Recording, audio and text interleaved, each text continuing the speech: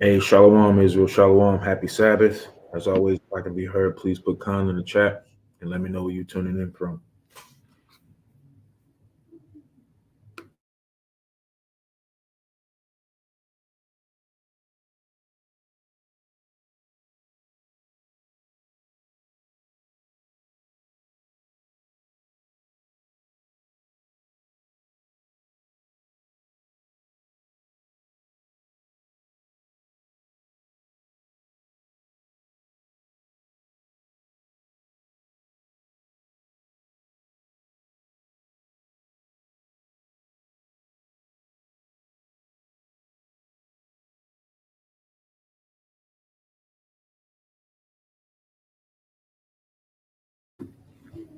Again, if I can be heard, just put Khan in the chat and let me know where you're tuning in from. We'll get started in just a second.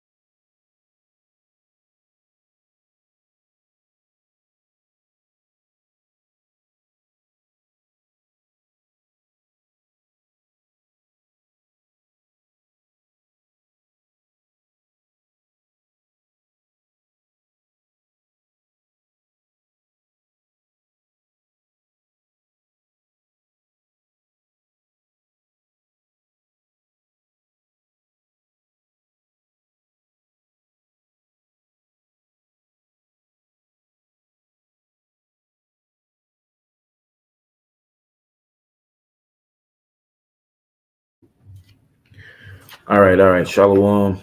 Um, Everybody throw in the comments what everybody been studying this past week before we get started.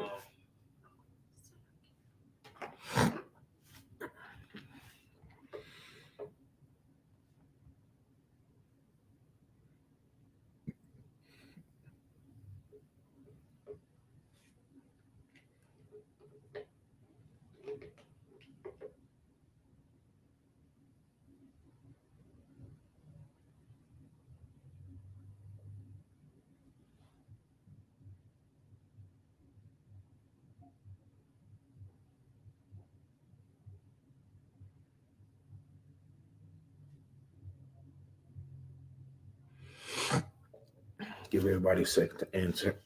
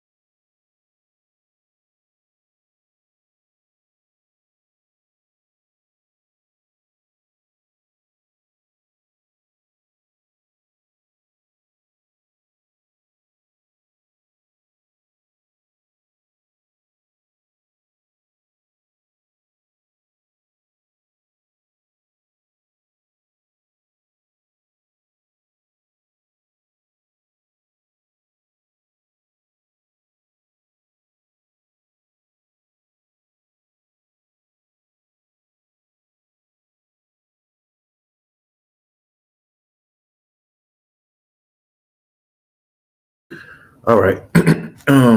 I don't want to go to the book of Genesis for me, chapter 19.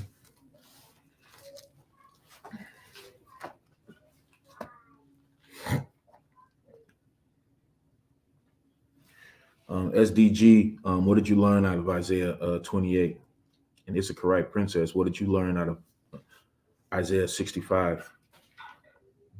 Share it in the chat if you guys don't mind, if you sisters don't mind. Salakia.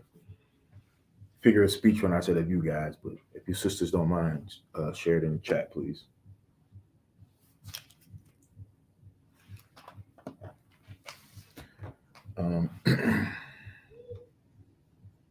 Genesis chapter 19. Let's see. Hold up. Unmute yourself. I want to see if the echo's still there. Testing. No echo. You see? You can't hear it? Nah, I don't hear echo anymore.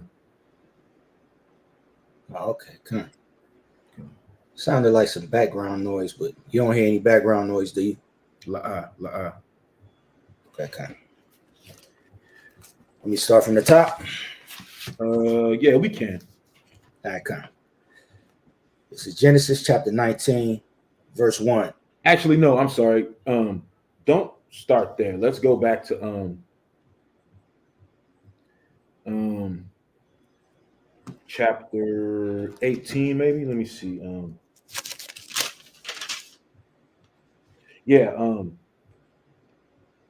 Chapter 18 and verse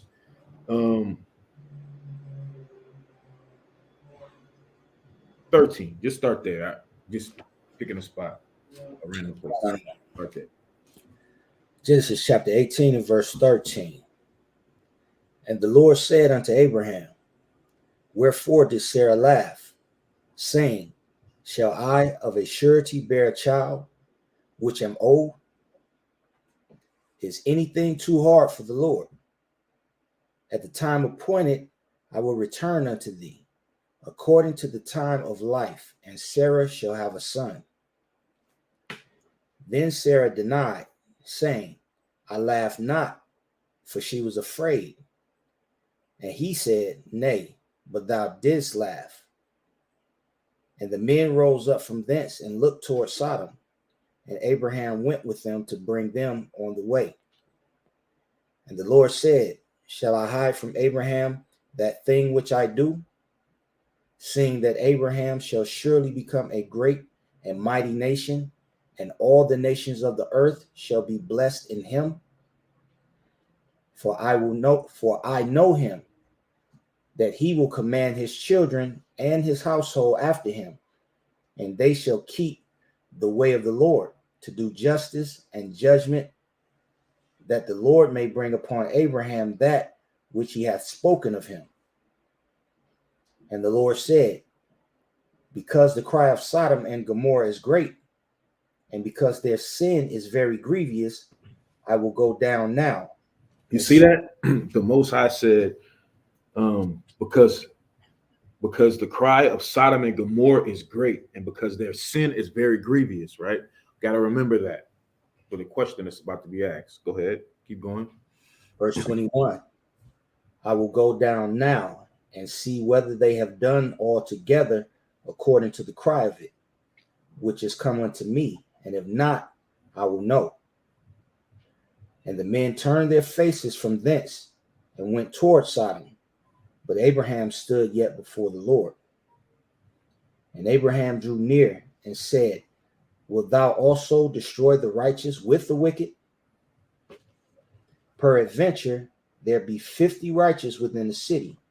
Wilt thou also destroy and not spare the place for the 50 righteous that are therein? That be far from thee to do after this manner, to slay the righteous with the wicked, and that the righteous should be as the wicked. That be far from thee. Shall not the judge of all the earth do right? And the Lord said, if I find in Sodom 50 righteous within the city, then I will spare all the place for their sake. And Abraham answered and said, behold now, I have taken upon me to speak unto the Lord, which am but dust and ashes. Peradventure, there shall lack 5 of the 50 righteous. Wilt thou destroy all the city for lack of 5? And he said, if I find there 45, I will not destroy it.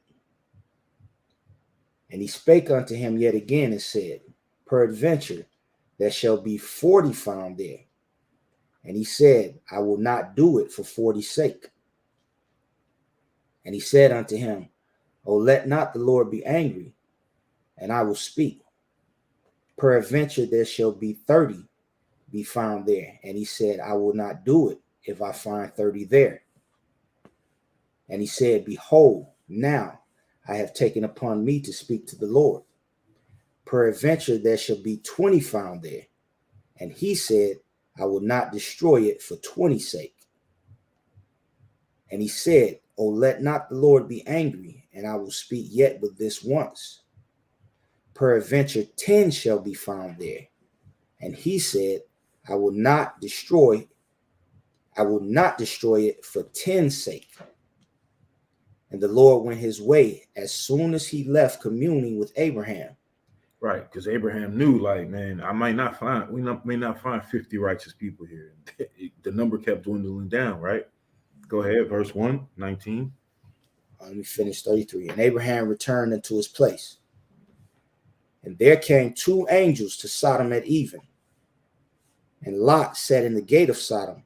And Lot, seeing them, rose up to meet them. And he bowed himself with his face towards the ground. And he said, behold, now, my lords, turn in, I pray you, into your servant's house, and tarry all night, and wash your feet, and ye shall rise up early, and go on your way. And they said, nay, but we will abide in the streets all night. And he pressed upon them greatly, and they turned in unto him, and entered into his house. And he made them a feast, and did bake unleavened bread, and they did eat. But before they lay down, the men of the city, even the men of Sodom, compassed the house round, both old and young, all the people from every quarter. And they called unto Lot and said unto him, where are the men which came in to thee this night? Bring them out unto us, that we may know them. And Lot went out at the door unto them, and shut the door after him, and said, I pray you, brethren, do not so wickedly. Behold, now I have 2 daughters, which have not known man. Let me, I pray you, bring them out unto you, and do ye to them as is good in your eyes. Only unto these men do nothing, for therefore came they under the shadow of my roof. And they said, stand back. All right, hold this. Now go to the book of Judges, chapter 19 and verse 23.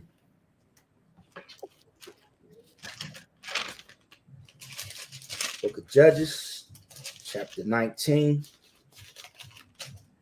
verse 23. And the man, the master of the house, went out unto them and said unto them, nay, my brethren, nay, I pray you, do not so wickedly, seeing that this man is come into mine house. Do not this folly. Behold, here is my daughter, a maiden, and his concubine. Them I will bring out, and humble ye them, and do with them what seemeth good unto you. But unto this man do not so vile a thing. But the men would not hearken to him. So the man took his concubine and brought her forth unto them, and they knew her and abused her all the night until the morning. And when the day began to spring, they let her go. All right, stop right there. So go back. Let's go back to Genesis and hold that, right? So 2 stories, similar accounts of men trying to do homosexual acts with another man, men of the house stopping them and offering up women instead, right? So the question was basically, why was it that a woman's life was so little regarded, right? And so when we go back to Sodom and Gomorrah, I mean, we have to understand it's not the fact that a woman's life is not regarded, but you have to read this Bible through the lens of what it's telling you. It's telling you what type of place Sodom and Gomorrah is, a vile, wicked place, right? Um, and so when we deal with Lot, I mean, two things come to mind. The first thing is um, in Eastern society, right? Um, when you have like someone that you've opened your home and your doors to, um, the care for that person is tremendous, and to not care for a person in that manner, right? Like if you brought someone into your home and you know if that person were to go back out and be like, yeah, I went to this person's home and I just didn't feel uncomfortable. I didn't feel comfortable. Um, they weren't good hosts, different things like that.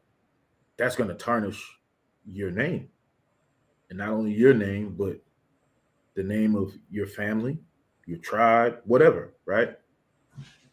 That's the first thing, right? But the more important thing is that he's in a godless city, right?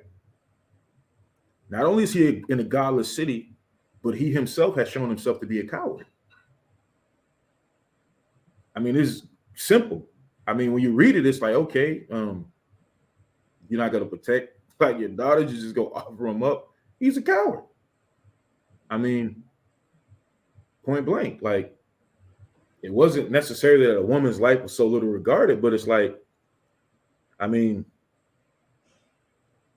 here's the thing: when Jacob's trouble happens, you may see things like that. Because for some people, it's going to be fight or flight. And so it's like, you know, don't do this folly, this foul thing, this vile thing, which is, you know, raping another man, homosexuality. But then he offers um, his daughters up instead, right? And so it's like we read it, and obviously when you read Torah, like we know that women's life are regarded, right? But again, where are we at? Sodom and Gomorrah, a very godless city, that's ripe for destruction at this point. And it will beg the question, right? It will beg the question. What is Lot even doing in a city like that? Why is he even there? Like, think about Sodom and Gomorrah and how we talk about it nowadays. In the lens in which we view this place. It's the measuring stick for wickedness, right? Those cities shall be as Sodom, a very, very godless place, right? What is Lot doing there? That's a question you have to ask yourself. So I don't think it's a matter of um, women being disregarded. I just think he's in a wicked place and he acted very cowardly. And, you know, when we read in the scriptures, like sometimes things are just the way they are. Like we always be like, yeah, let's find a precept for this, or, you know, it just is what it is. Like they were perverse people. You know, the scripture said in chapter 18, it said, what did it say?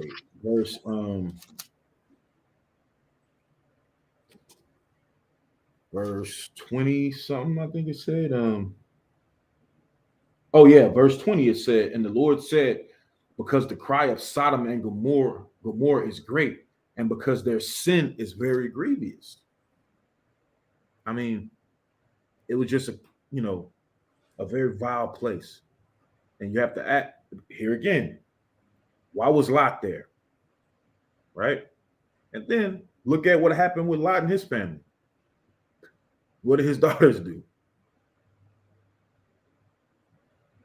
So again, I'm just, in my understanding, I would look at it as, listen,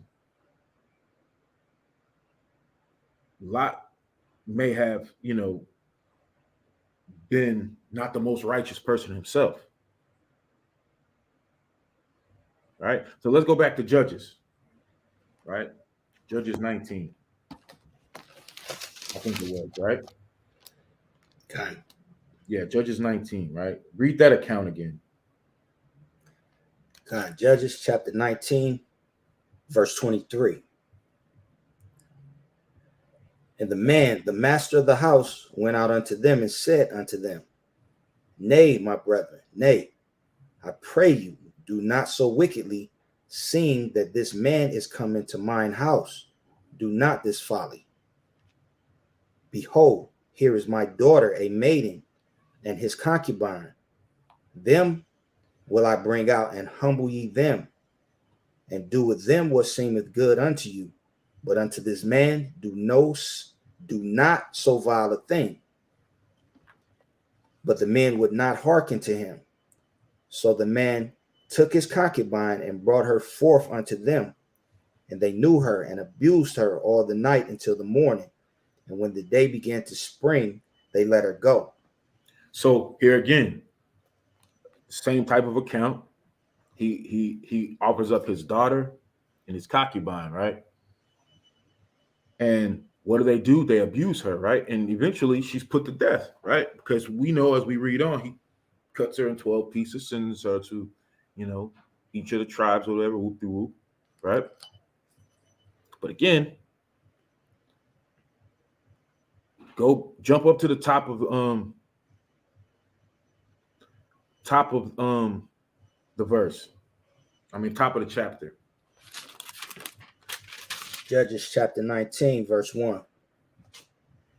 And it came to pass in those days, when there was no king in Israel, that there was a certain Levite sojourning on the side of Mount Ephraim, who took to him a concubine out of Bethlehem, Judah. And his concubine played the whore against him, and went away from him unto her father's house to Bethlehem, Judah, and was there 4 whole months. What did the concubine do? And his concubine played the whore against him, and went away from him unto his father's house to Bethlehem, Judah, and was there 4 whole months. Right. So again, one could look at this and say, okay, just like Israel, when we played the whore against the Most High, what happened to us? Right? What happened to us when we played the whore against the Most High?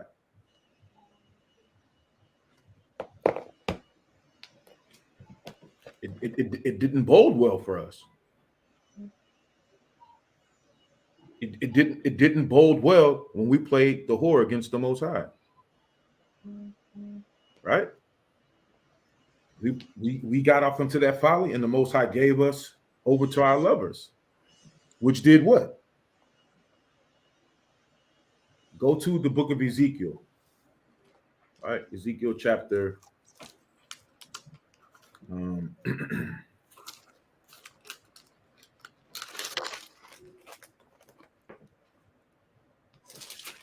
Ezekiel chapter, is it no, Ezekiel 16, I believe it is.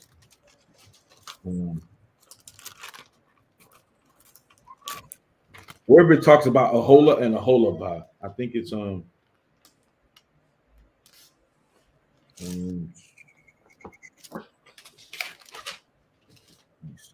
know what I'm talking about? I just gotta find it. Let me see.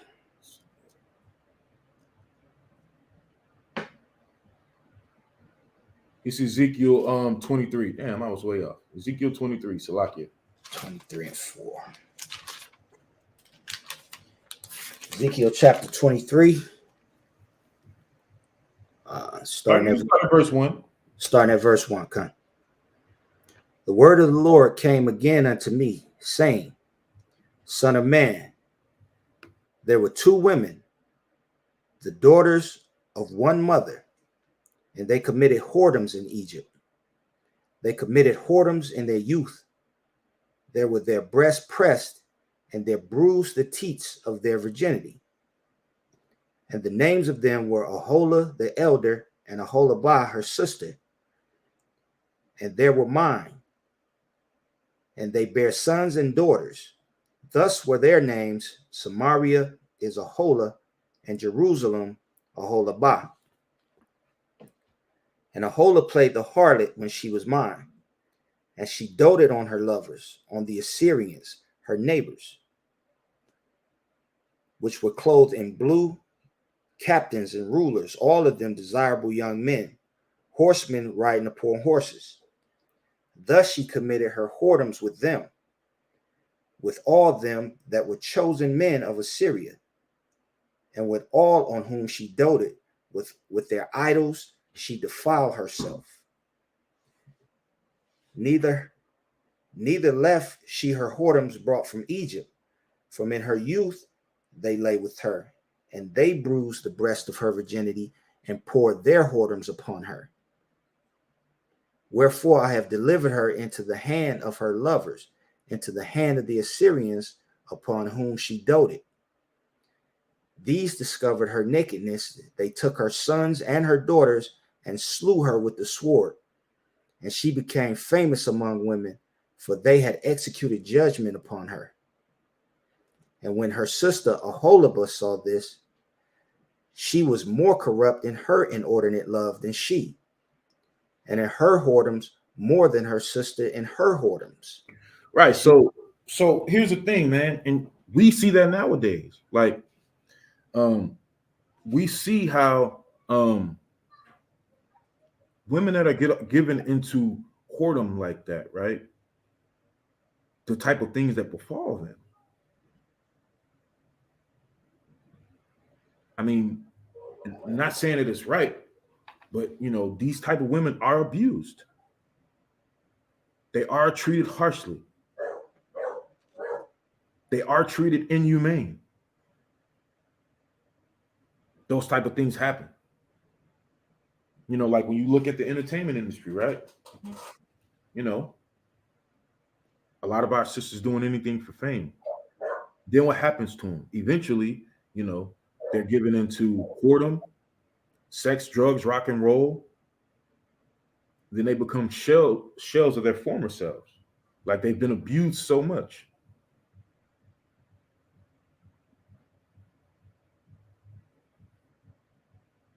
I was watched this documentary one time,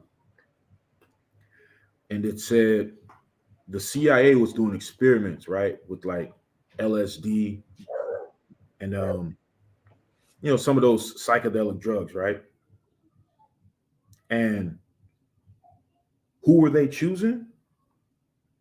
They were choosing some of these women, some of these night walkers and stuff like that they felt like didn't have anyone that was checking for them, right? They wouldn't be missed, basically. And when you think about it, that's how it is, right? A lot of our sisters that are giving up into whoredom like that, they have nobody checking for them, right? So much so, going back to the priest, he was willing to not only give up his own daughter, but he gave up the concubine. And the lot fell on the concubine. And that was a form of judgment on her for playing the whore. Because again, when you play the whore, those type of things take place, right? Those type of things happen,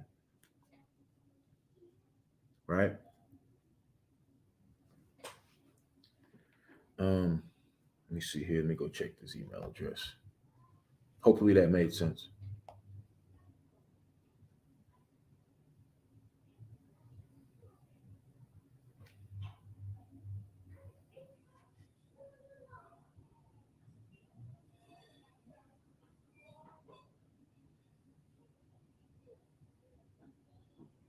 Go to the book of John, chapter 21.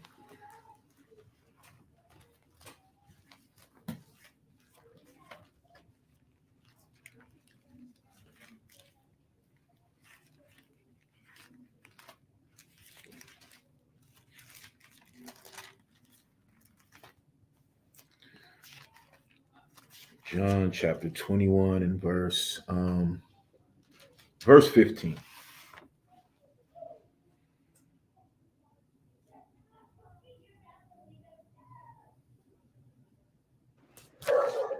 John chapter 21 and verse 15.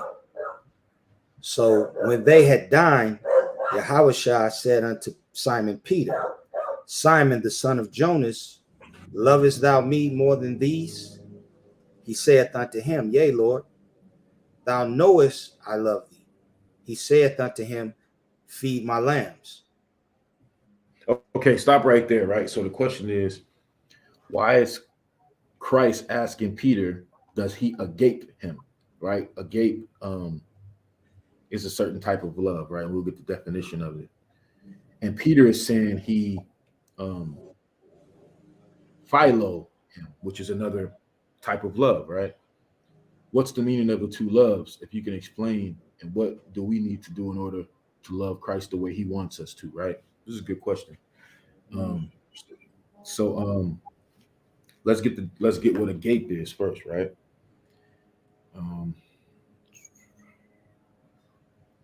Let's see here. John 21. And hopefully, this makes sense. 21 and 15, right?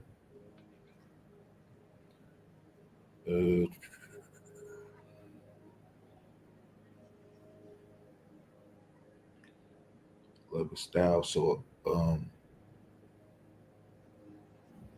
agapio, it says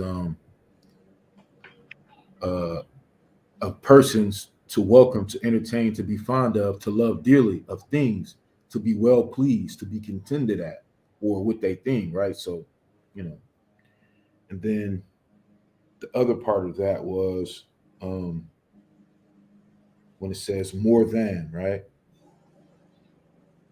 Greater in quantity, the more part, very many, greater in quantity, superior, more excellent, right? So so here's the thing, right? I look at this and he's asking Peter, Peter, do you love me? Right? Peter's like, yeah, of course I love you, right? Read the verse again, if you don't mind. John chapter 21, verse 15. So when they had dined, Yahushua saith to Simon Peter, Simon, son of Jonas, lovest thou me more than these? He saith unto him, Yea, Lord, thou knowest that I love thee. He saith unto him, Feed my lambs. All right, stop right there, right? So read it one more time, right? I'll get the next part of this. You read that and then I'll read this to give my understanding of this, right? John chapter 21 and verse 15. So when they had dined, Go ahead. Yahushua saith to Simon Peter, Simon, son of Jonas, lovest thou me more than these? He Right. said unto him, Oh, come. I'm sorry. Start from the top of 15 again, Salakia. John 21, verse 15. So when they had dined, Yahushua saith to Simon Peter, Simon, son of Jonas, lovest thou me more than these? He saith unto him, Yea, Lord, thou knowest that I love thee. He saith unto him, Feed my lambs. Right. So read verse 17. Verse 17. He saith unto him the third time, Simon, son of Jonas, thou lovest thou me? Peter was grieved because he said unto him the third time, lovest thou me? And he said unto him, Lord, thou knowest all things. Thou knowest I love thee. Right. He asked him, Salaki, he asked him three times for emphasis, right? So here's Matthew chapter 10 and verse 34. It says, think not that I am come to send peace on earth. I came not to send peace, but a sword. For I come to set a man at variance against his father, and the daughter against her mother, and the daughter-in-law against her mother-in-law. It says, and a man's foes shall be they of his own household. He that loveth father or mother more than me is not worthy of me. And he that loveth son or daughter more than me is not worthy of me. You see that? That's why he said, lovest me more than these, right? Because that's what he means. Like, because you can't put these or others above Christ. And it's not saying that you're supposed to hate them. I'm not saying it at all. But Christ comes first. So that's my understanding of why you see the two different types, right? More than these, right? Because if you don't, then you're not worthy of him. That's why you see the two different types of those two different words. One is a surpassing type thing, because you're willing to love Christ more than, because again, he says he's come to set variance, right? Which is a difference, right? Because again, we may deal with, like, you love your mother, you want to honor her, but if she telling you to come, mow her lawn on the Sabbath day and do all sorts of burdens like that, it's like, well, can I get with you on Sunday? Let me get with you another day, right? Now we know it's lawful to do well on the Sabbath. Is it pressing like that? No? Okay, cool. I found this. I didn't want it to get lost.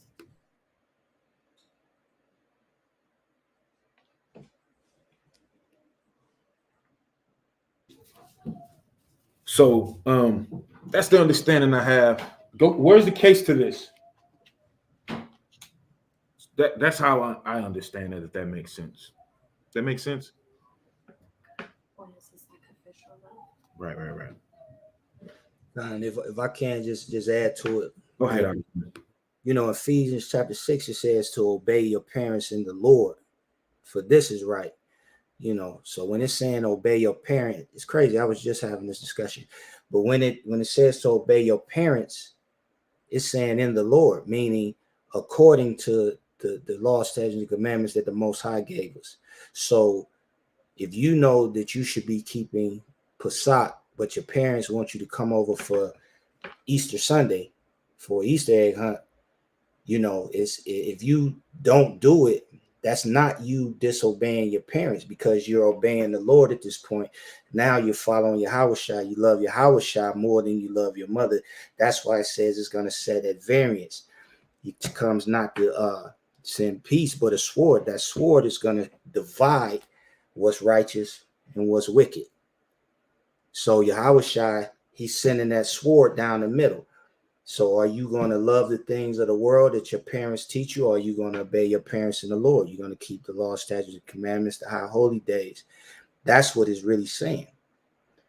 Because at the time, you think about the time of that the scrolls were written, when they tell you to obey your parents, is because your parents are telling you what the Most High is saying. If the Most High say, don't eat shrimp, crab, and lobster, and your mother tell you, hey, do not eat shellfish, then you obey your parents according to that, because they're reinforcing the words of the Most High.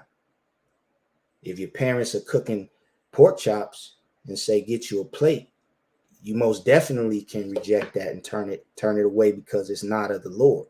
So you're not being disobedient because you're obeying the Lord at that moment. You're obeying AOCHouston. So hopefully that's, gives a little bit more updated modern take on it so you can see exactly what's being said. And I digress with that.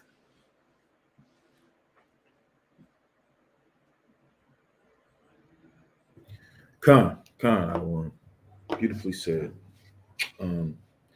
Let's see here. Go back to the email address.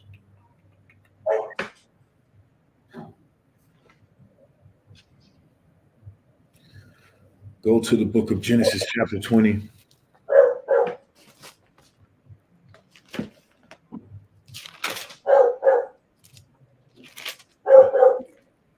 me 1 second. Let me put this dog up. She's barking. Come.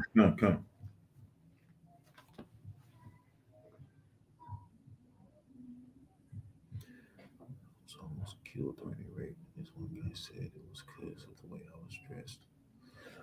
Okay, so we always hear the debate back and forth when it comes to a sister that's been raped or something like that. And listen, that's a vile act, right? But this sister that I follow on Instagram, I believe she's a Muslim sister. She was talking about when it comes to protection, right? Um, women have to take preventative measures as well, right? What do I mean by that? Like, you wouldn't go to an unfamiliar neighborhood and leave your car door unlocked, because what could happen if you leave your car door unlocked?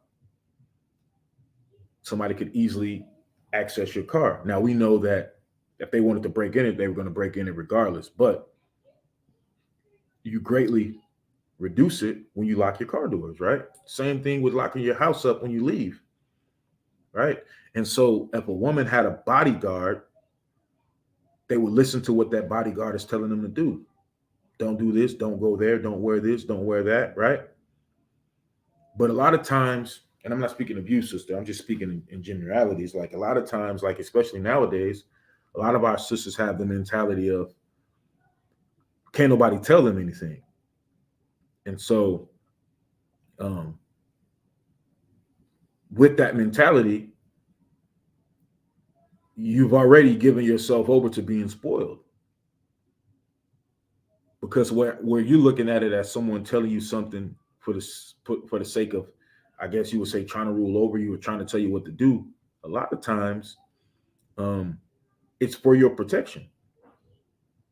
Because a lot of times women think of protection as just a physical thing, right? But you could be somebody could be trying to protect you holistically, but because you have this mindset of no one being able to tell you anything, then you've already given that protection up. We see it all the time. Like with the whole protect Black women movement. Now, that's a beautiful thing to be said. Of course we want to protect our sisters, all of our sisters, Black, Hispanic, Native Americans, all of our Israelite sisters, right? But here's the thing.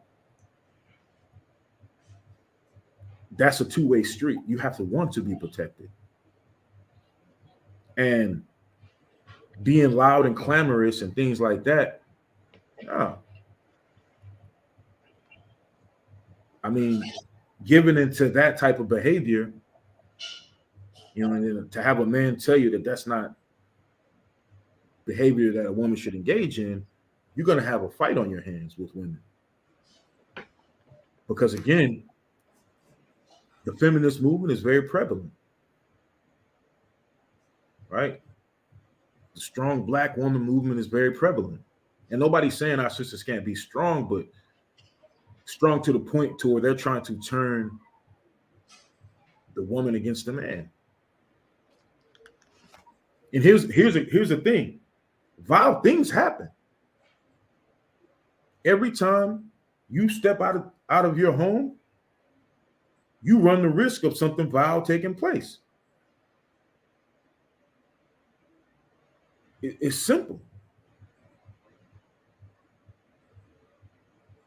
And so we have to look at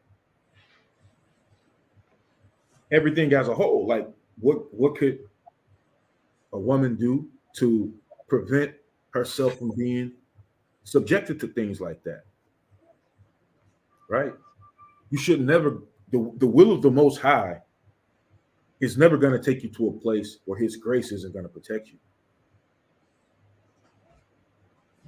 And a lot of times, when you look at these different things that happen to a lot of our sisters, they're in places where they have no business being. And guess what a lot of these places are? Sodom and Gomorrahs,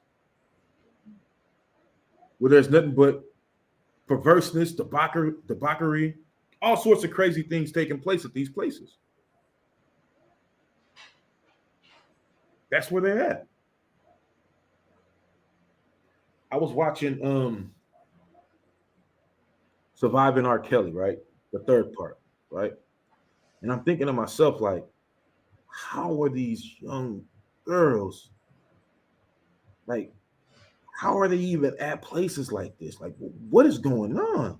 Like, why would you be why would you be 16 years old backstage at a damn rock and roll concert, R&B concert, with a man that's singing about things that are crazy? You dancing along to being objectified.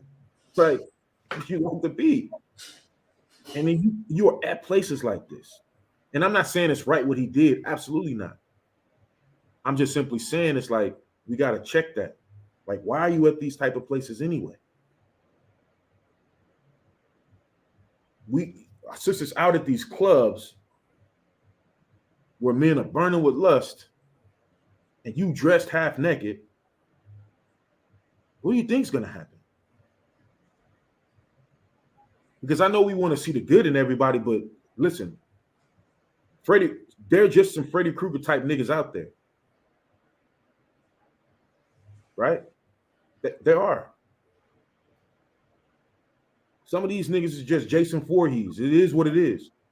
And you know why they're like that? They're like that because they live a very beastly type of lifestyle, right? Where's that at in Psalms? Where King David said that I was a beast before thee. Let's see here. I think it's in Psalms. Go to Psalms chapter 36. Let's get that one. Psalms 36.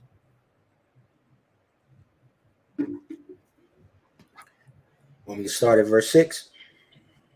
Let's see. Yeah, you can just get straight to the point. 36. God, Psalms 36, verse 6. Thy righteousness is like the great mountains. Thy judgment are a great deep. O Lord, thou perverse man and beast. Oh, how excellent is thy loving kindness, O God. Therefore, the children of men put their trust under the shadow of thy wings. Go to Psalm 73. 73? Yes. Psalm 73 and verse 22. Psalms chapter 73. I'm sorry. Start at verse verse 22. It's okay. Verse 22. Psalms chapter 73, verse 22.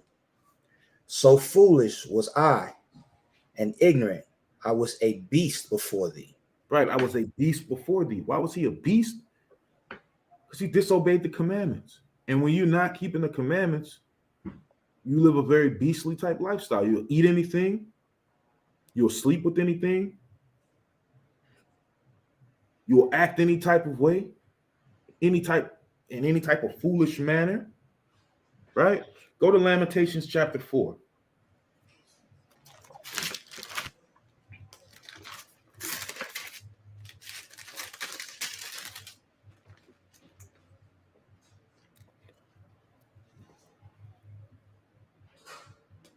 Start from the top. Kind of. Lamentations chapter 4, verse 1. How is the gold become dim? Mm-hmm. How is the most fine gold changed? Mm-hmm. The stones of the sanctuary are poured out in the top of every street. The precious sons of Zion, comparable to fine gold. How are they esteemed as earthen pitchers, the work of the hand of the potter? Even the sea monsters draw out the breast. You see that even the sea monsters draw out the breast. Even sea monsters feed their babies. Go ahead. They give suck to their young ones. The daughter of my people is become cruel, like the ostriches in the wilderness. Right. You see that like the ostrich in the wilderness, man. Your feet don't abide in one place. Stretch forth necks. Like, think about what an ostrich is, right? Mhm. Loud and clamorous, right? Go to the book of Proverbs, chapter 7.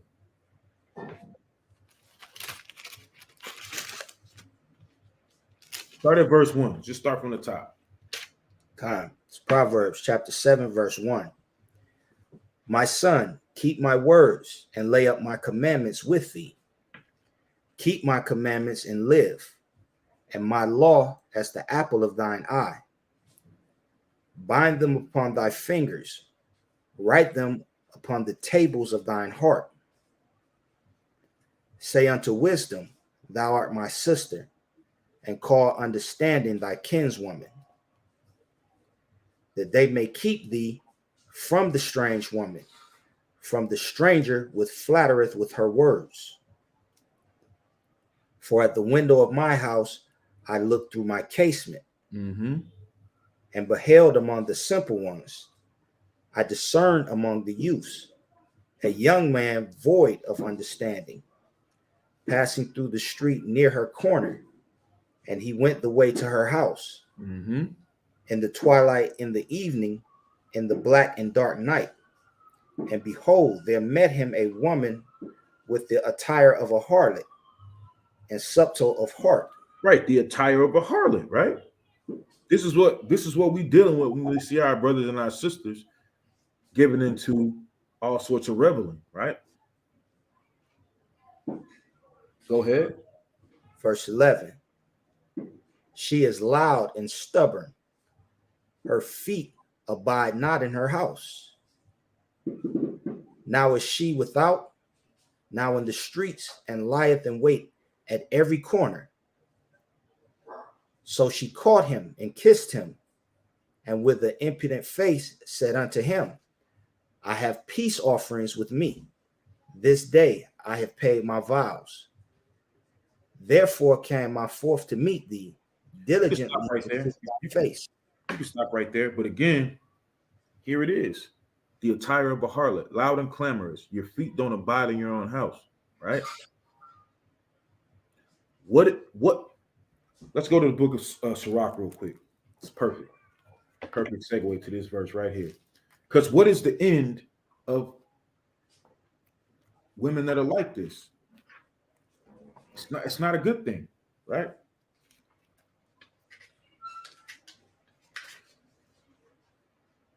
Because if if these wicked dudes don't get you, then the consequence of your lifestyle will.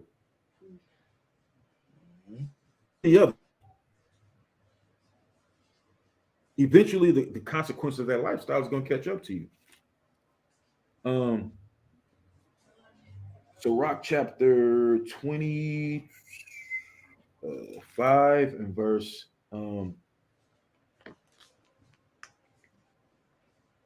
is it 25? 25 and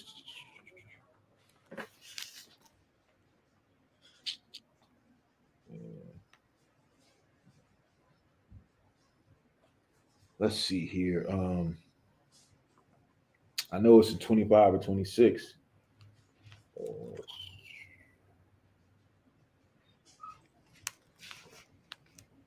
Just read 25 and 13. Sirach, chapter 25, verse 13. Give me any plague but the plague of heart, and any wickedness but the wickedness of a woman, and any affliction but the affliction from them that hate me, and any revenge but the revenge of enemies. Jump to 26. Verse 26. No, I'm sorry, chapter 26 and verse 12. Sirach, chapter 26. Verse, no, you can start at 12, yeah. Verse 12. Count out of one. She will open her mouth as a thirsty traveler, when he have found a fountain, and drink of every water near her. By every hedge will she sit down and open her quiver against every arrow. You see that? It's just painting it parabolically for you, but we all know what that means, right? We all know what that means. Go to Sirach chapter 36.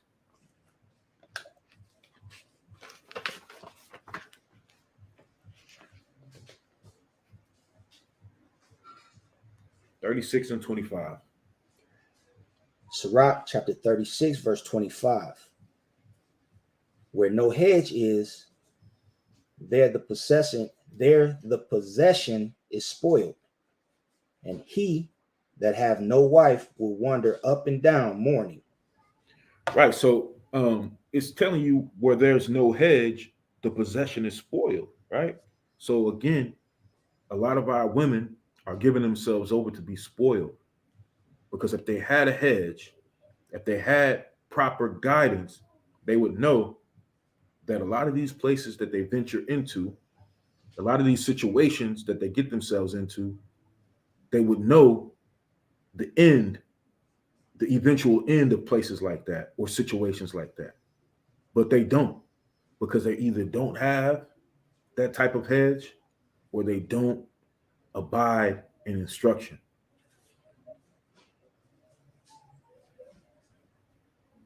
So, and that sister said it. She said, that used to be me. All praises, that sister came up out of that lifestyle and repented of that.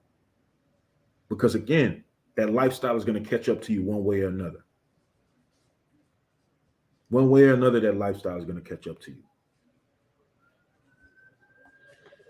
If I could go back to what you was mentioning earlier about R. Kelly and the entertainment industry. Just think, like you said, that a lot of those young girls was given over the same way that Lot, he was gonna give his daughters over. Why would you put your underage daughter in the studio and places with adult men and you not be there to oversee her protection? Why would you just give them over? Because it comes down to greed and looking for money. You willing to sell your daughter just for fortune and fame, just for money. And when you think about it, like if you know anything about the old I guess mythological stories or whatever, what did R. Kelly call himself? He called himself the Pied Piper. And what did the Pied Piper do? He played music in order to entice children. That's crazy that he called himself for that long. And real quick, this is how you know that it ain't about R. Kelly. It's about a system that's in place.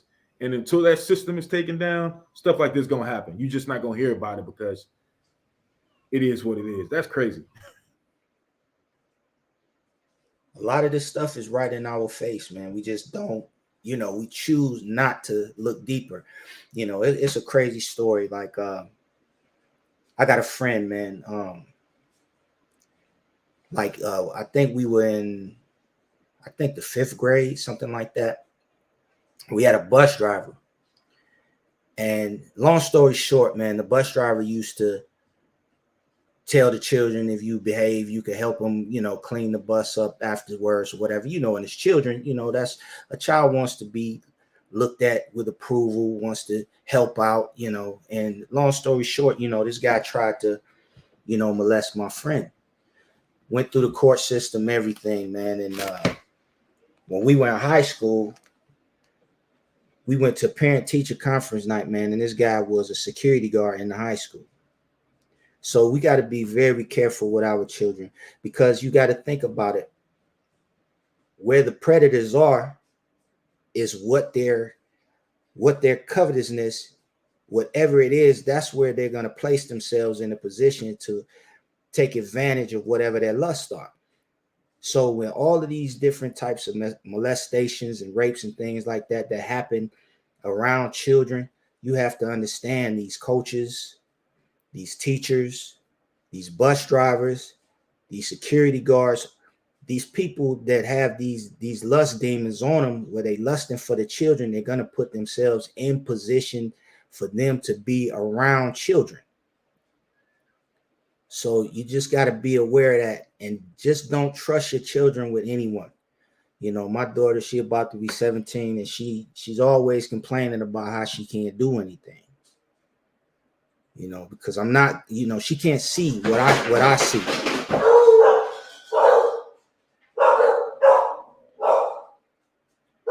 It's a lot. Give me a second. Con out of one con. But yeah, going back to what the brother just said about his daughter, right? Perfect segue. Perfect segue to this right here. This is the book of Sirach, Sirach or Ecclesiasticus, chapter 25 and verse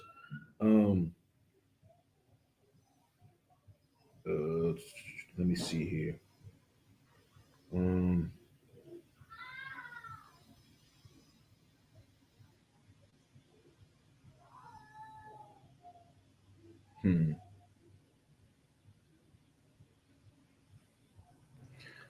Because not saying that this is the brother's daughter, but the scripture says,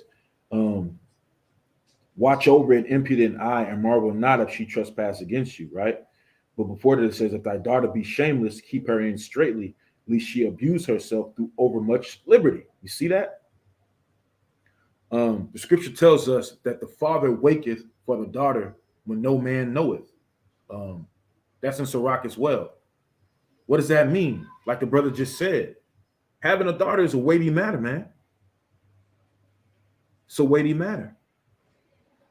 You lose sleep over your daughters because you're trying to make sure that they're, especially in a world like we live in now, you want to make sure that your daughters are raised up properly. And you as a father, you got to do whatever, man, to make sure that these type of things don't befall on them, right?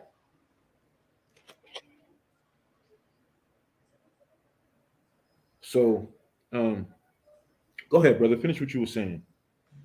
Oh no, I'll leave it there. I'll land it there. Come on. Let's go to final question, man, of the day. Let's go to the book of Genesis, right? Genesis chapter 20. Genesis chapter 20. Genesis 20 and 12. Genesis chapter 20 and verse 12.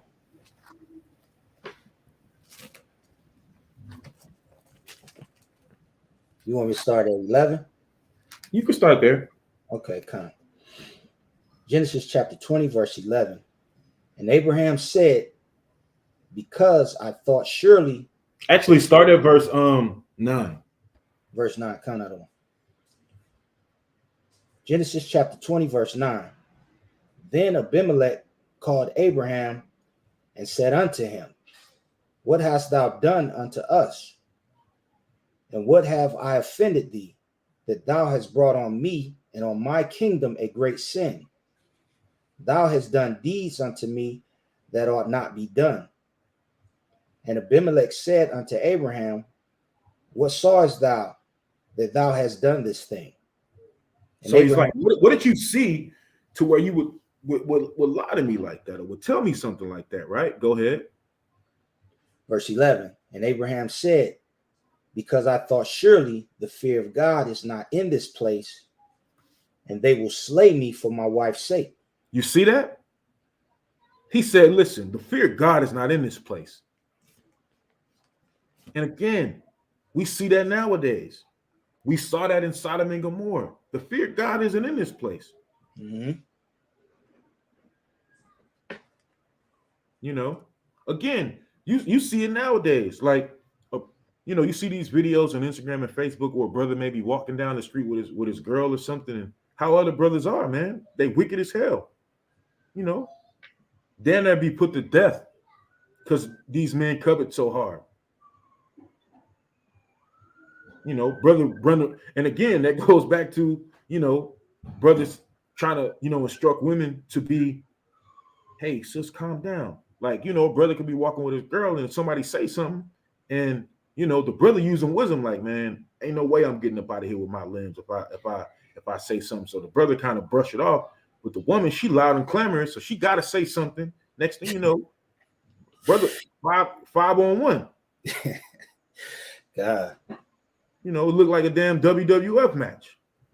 Brother out there getting stomped, right? So again, Abraham was like, yo, nah, this is my sister. So go ahead, keep reading. Verse 12.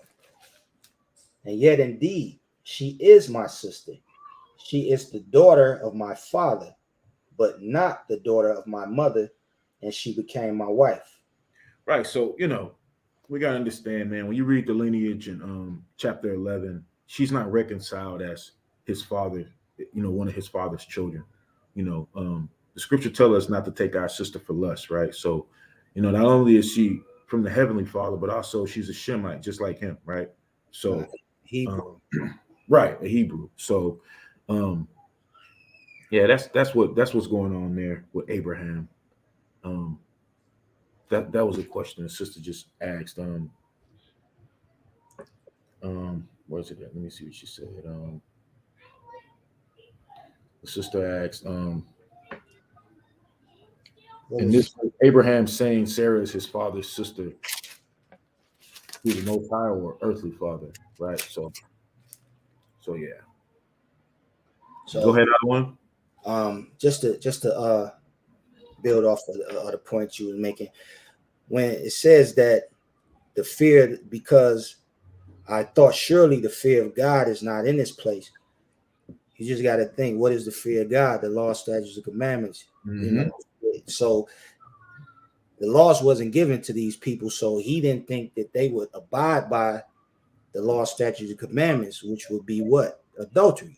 So he figured that if I tell you that this is my wife, you'll take her and sleep with her because you don't keep these laws. So that's what it means by the fear of the Lord not in this place. The same way the fear of the Lord is not in Northern America. We all we sing about is sleeping with each other's spouses and vile things like that. But as far as she is my sister, she is the daughter of my father. Let's go back to Genesis chapter 11. And it says, I'm going to start at verse 5. Hold on. Let me see, is that where I want to go?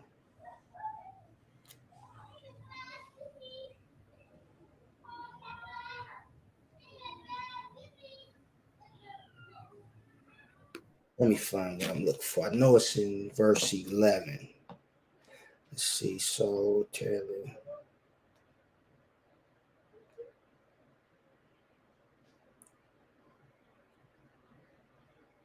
Okay, I'm going to start at verse 11. And Genesis 11, verse 31 says, and Terah took Abraham his son, and Lot, the son of Haran, his son's sons, and Sarai, his daughter-in-law, his son's Abram's wife. And they went forth with them from Ur of the Chaldees to go into the land of Canaan. And they came unto Haran and dwelt there.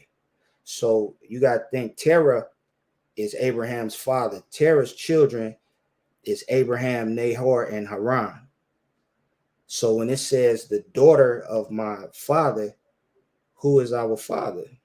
The Most High is our father. He's the father of the Hebrews, the father of the Hebrews, of the Shemites. So when he said that she is my daughter, she is my sister, she is the daughter of my father. He's just being he's being crafty with his words, because she's his in Hebrew, that would be his Akwath or his Akati, because she is a Hebrew. So no, this is not his father's physical daughter. And the reason you know this is not his father's physical daughter, because in Leviticus chapter 18, it tells you that you're not supposed to take your sister as your wife. So the Most High is not going to give us law, statutes, and commandments for us to break them and for him to build his nation off of. So Abram was just being crafty with his words here. This is not Terah's physical daughter. She's a Hebrew. This is his wife, Terah's daughter-in-law. It tells you that in Genesis chapter 11.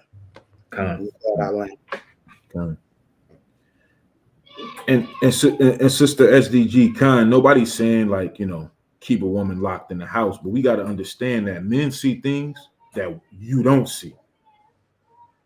God, the exact same way that as a woman, I could bring a woman I'm interested in around, and you'll see things in her that I don't see.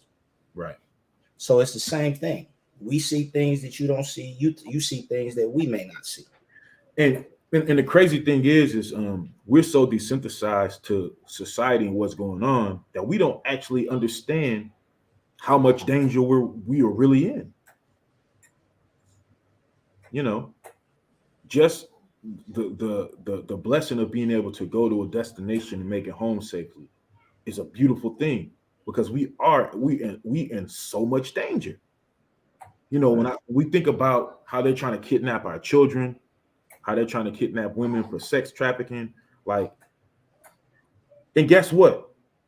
Yeah, it's easy pickings to do it at places like clubs and stuff like that where women frequent and stuff like that. But guess what? They doing it other places too, where your children are supposed to be okay. Oh, right. So as a man, even when you looked at as a bad guy or like too uptight or anything, when you have women and children in your life, you have to almost be overly cautious, because one false move and it's like, damn, where my child at? Where's what happened? Because these people, man, they're vile. They're vile. So, but that's just some wisdom, man. We have to, and it takes it takes a community. That's why the Most High says for us to gather together. That's right. So with that, I hope everybody has a beautiful Sabbath. Most High willing, we'll speak to brothers and sisters again next Sabbath. Stay in the spirit. Remember, if you're studying something you don't understand, send it to the email address, and Most High willing, we'll go over it on the Shabbat. You have a beautiful Sabbath. Shalom. Shalom.